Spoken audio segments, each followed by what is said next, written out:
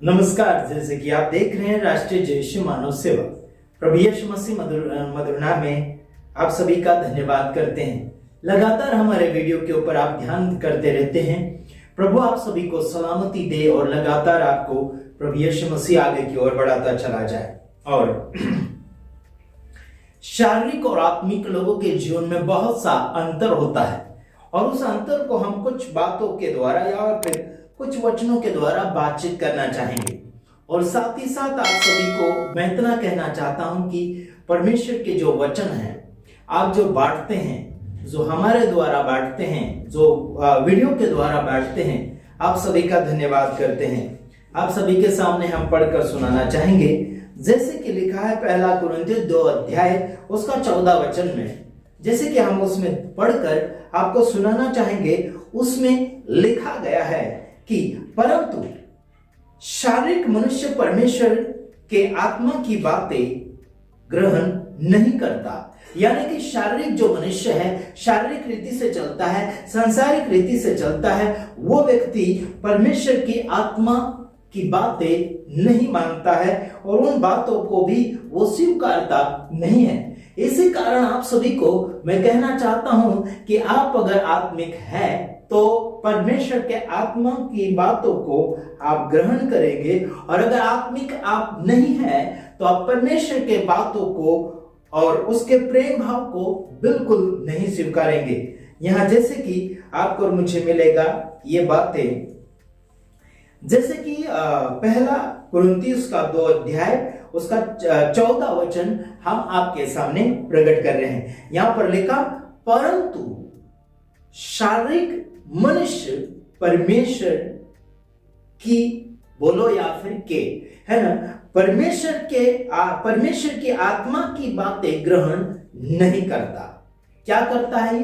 परमेश्वर का आत्मा की बात को ग्रहण नहीं करता है। इसका मतलब है कि ये किसी और की बातों को ग्रहण कर रहा है। मेरे यारों, अगर परमेश्वर की आत्मा की बातों को ग्रहण नहीं करता है, वो इंसान किसी और की आत्मा की बातें ग्रहण कर रहा है, या फिर खुद की बातों को ग्रहण कर रहा है, या फिर शैतान की बातों को ग्रहण कर रहा है, या फिर सांसारिक बातों को ग्रहण कर रहा है।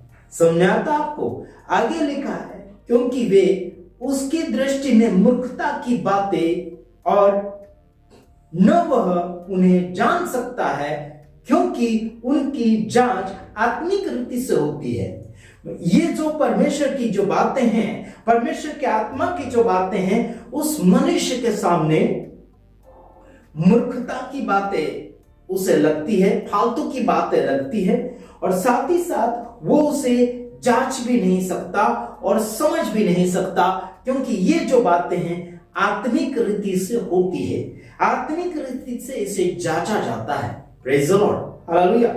जैसे आप सांसारिक रीति में जियोगे तो आपको आत्मिक बातें बिल्कुल समझ में नहीं आएगी।